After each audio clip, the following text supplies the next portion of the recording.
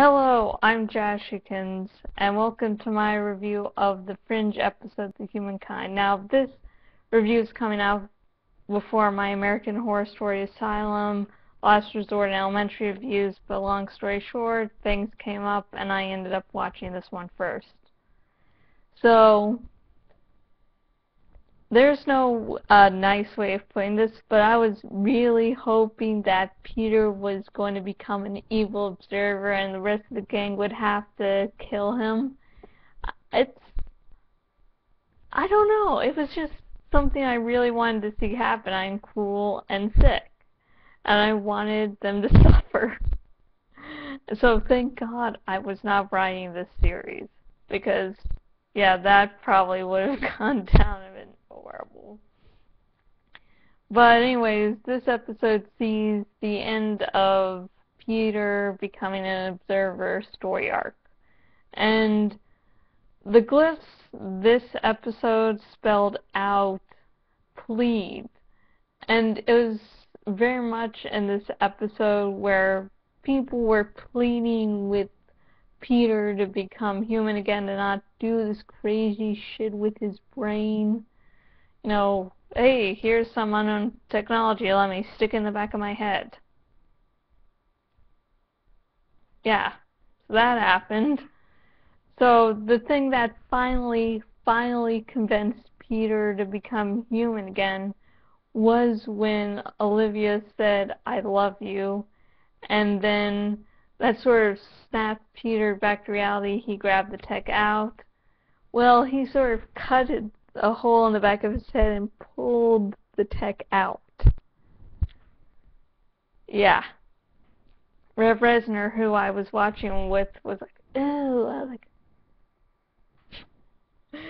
at the same time, I was like, I had two conflicting emotions. With one hand, I was glad to see Peter and Olivia back together, you know, as humans. But at the same time, I wanted to see Peter as an evil observer. And yeah, that didn't happen. He was going sort of insane. He was like, I'm going to kill Windmark, I'm going to kill Windmark, I'm doing this all to kill Windmark and get revenge on Etta. You know, on Etta's killer. And yeah, his whole plan, which really involved a lot of, I have observer's power now, so I'm going to be a jackass, which was really clearly shown in this episode. There's a part in this episode where, I'll just give it out of context. Basically, Peter places a cup somewhere that eventually spills on Windmark. And, you know, me and Rev Resner were like just talking and going, Peter's just being a jackass with this. We're making all jokes about Peter getting, you know, observer powers and just being a jackass with them. And once the cup of coffee spilled onto Windmark, we're like, we knew it! I knew it! That's exactly what was going to happen. So yeah.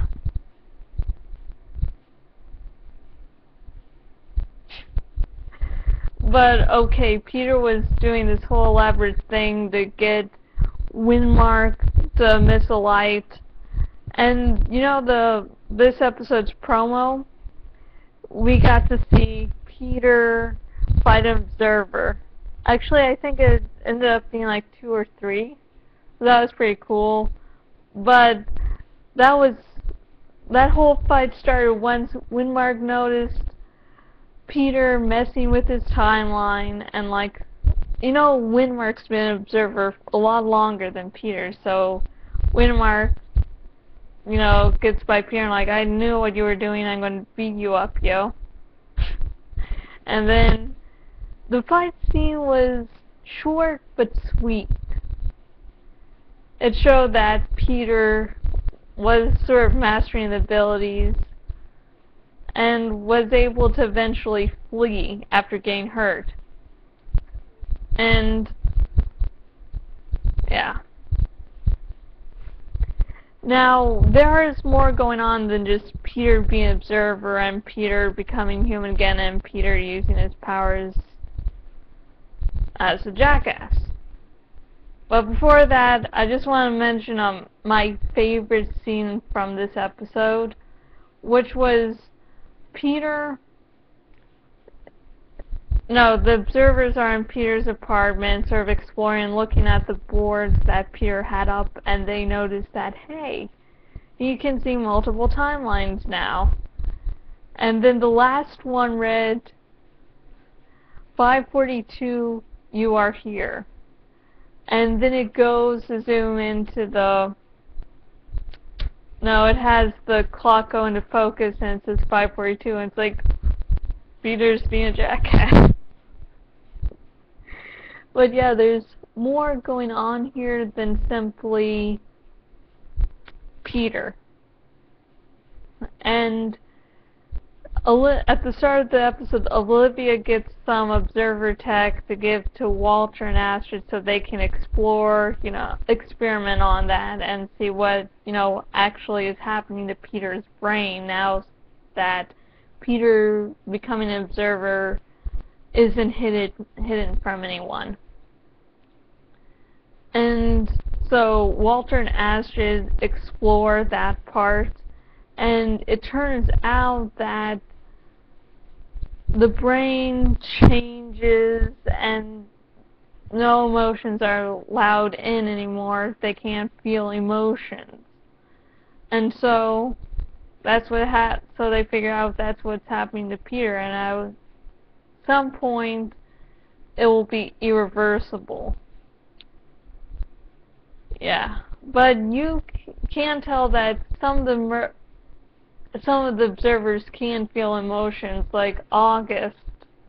August felt emotions for one girl, though he could not explain what it was, he could still feel. So I guess it doesn't completely rule out emotions, but it makes it a lot harder so that the majority of observers can't.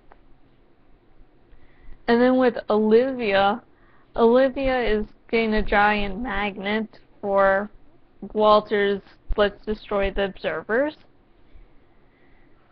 Yeah, and she ends up being Simone, who, has this, tries to talk about faith, and Olivia's has a great quote near the end of the episode that goes, I have moved things with my mind. I've lit things on fire. I've caught bullets midair. I've seen things that people only dream about. I've seen the scenes between universes rift apart, things that humans shouldn't see. People make up explanations, assign meaning to things without knowing, because it's reassuring, it's comforting. But I can't do that, because I know too much. And then she finally goes on to say that everything has to do with math, and the observers are just better at it than humans are. And Simone was a needed character for, Olivia to get the magnet from, but I don't know, I don't think she needed to take up as much screen time as she did, though she was enjoyable to see.